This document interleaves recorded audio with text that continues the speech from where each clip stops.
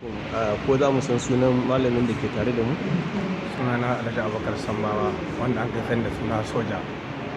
To soja, mun ji kana da shirin yin wata kungiya wadda za a wazura aure. Menene ya baka shawar yin wannan kungiya?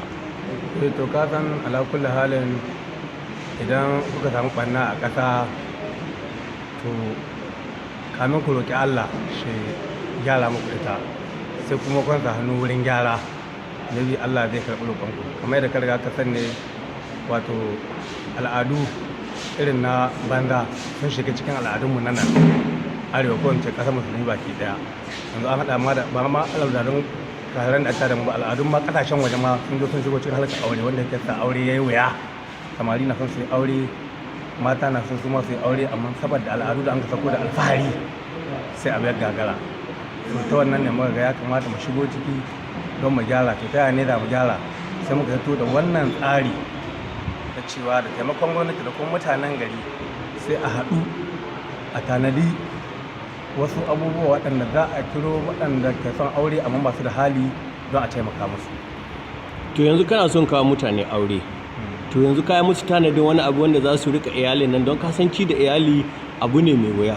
Wani irin tanadi wannan kungiyar ta ku ta yi? To a gaskiya kafin mutum ya shiga wannan kungiya akwai ainihin tsari wanda mun kai, wanda yake muna da fam wanda za ka cika.